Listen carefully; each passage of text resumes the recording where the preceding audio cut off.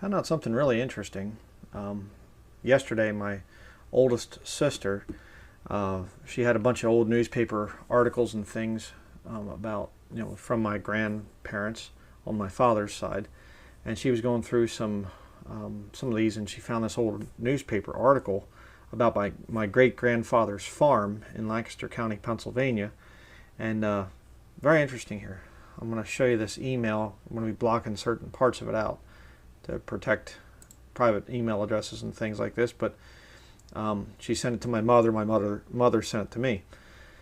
British Embassy attaché buys 87-acre farm here. This article, whoever wrote it didn't do a very great job. It says David Ogilvy, it's Ogilvy with an O, not an A, of the British Embassy staff, Washington, D.C., bought a Lancaster County farm at public sale on Wednesday afternoon, paying $257 an acre for the farm of 81 acres of land in Salisbury Township, which was offered at public auction by D.W. Denlinger of Gap. Okay, it's funny, it says 81 acres here, 87 acres there. Okay, it says here the premises contain substantial farm buildings equipped with electricity. Kind of shows you how far back this one goes. Shedding to hang 10 acres of tobacco, meadow, running water, and 8 acres of woodland on Gap Hill.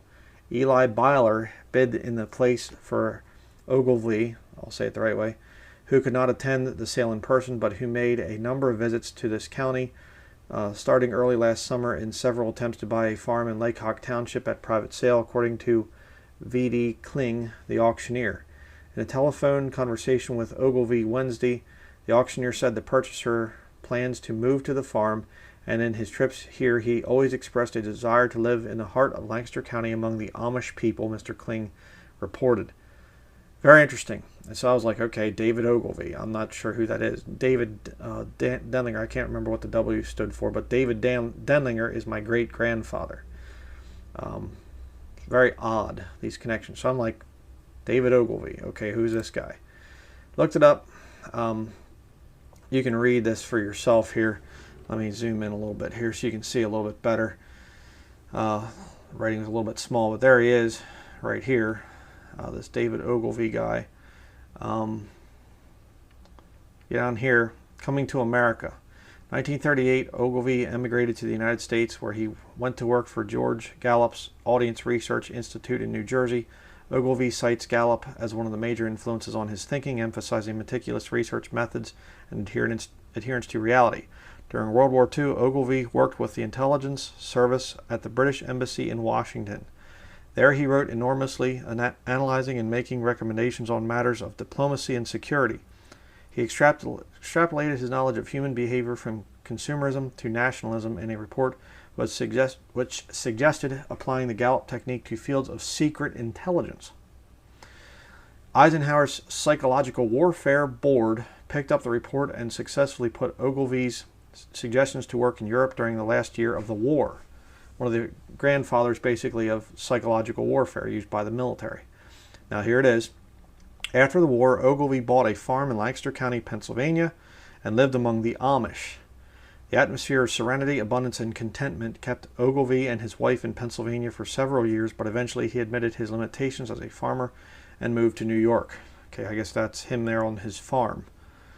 And here he is again. Ad man, big advertising guy here and whatever else. You know, through here he is as an older man. There's actually, a little while ago, I saw I shouldn't say a little while ago. This morning I was watching different things and stuff, doing a little bit of research into this guy, and there was an old interview that he did with David Letterman. Okay, I'm not recommending David Letterman's show or watching television, but what I'm saying is, he was very, very famous. But his connections to the intelligence field. Here's the Wikipedia article on it, and this is rather telling, I thought. It goes down into here. It's a lot of the stuff from his actual, davidogilvy.com. But you go down into here, let's see where the thing is.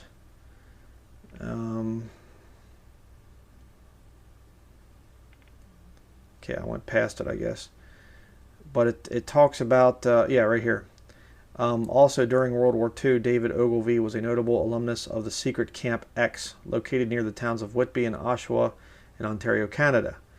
According to an article on it was there he mastered the power of propaganda before becoming king of Madison Avenue. Although Ogilvy was trained in sabotage and close combat, he was ultimately tasked with projects that included successfully ruining the reputation of businessmen who were supplying the Nazis with industrial materials. Psychological warfare, some of that stuff there. Military intelligence. He was a spook, in other words. And here is the article on Camp X here on Wikipedia. Very interesting things there. And I thought this was interesting down here. Where is it at? I'm just kind of scanning the article here.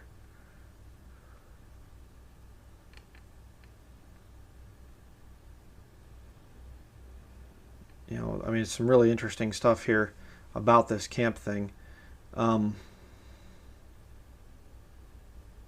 Basically, it was where William Donovan was another one of the ones that went to this Camp X. William Wild Bill Donovan was a Roman Catholic, and he founded the CIA, the Office of Strategic Services, right there. You can see it, and then it became the CIA. Right there. Okay, the most notable individual in the camp's history was Colonel William Wild Bill Donovan, wartime head of the OSS, who credited Sir William Stevenson with teaching Americans about foreign intelligence gathering. Very interesting stuff. And I haven't even looked into this whole Camp X thing, but there's a lot of mind control stuff, a lot of military intelligence. They basically got rid of the whole thing, and now there's just a memorial there. Some real weird stuff. But then I thought this was interesting. Ogilvy, the name Ogilvy in the Encyclopedia Britannica. It says here, Ogilvy, John, English Jesuit. I'm just like, of course. Was born in Scotland and educated mainly in Germany, where he entered the Society of Jesus, being ordained priest at Paris in 1613. As an emissary of the society, he returned to Scotland in this year disguised as a soldier. And in October 1614, he was arrested in Glasgow. He defended himself stoutly when he was tried in Edinburgh, but he was condemned to death and was hanged on the 28th of February 1615. Well, praise the Lord for that.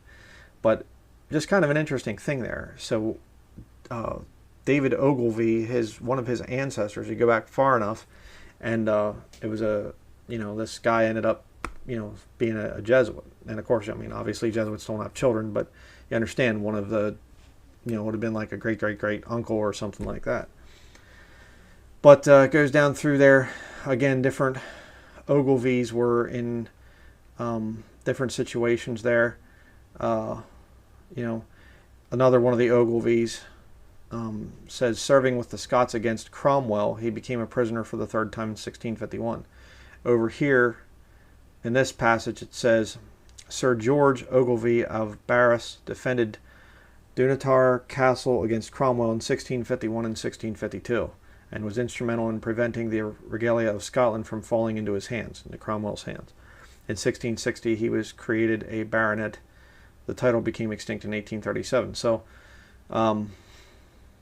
just thought that was interesting. You had a Jesuit in Ogilvy's family line going back, and also a guy that fought, a Roman Catholic commander that fought against Oliver Cromwell.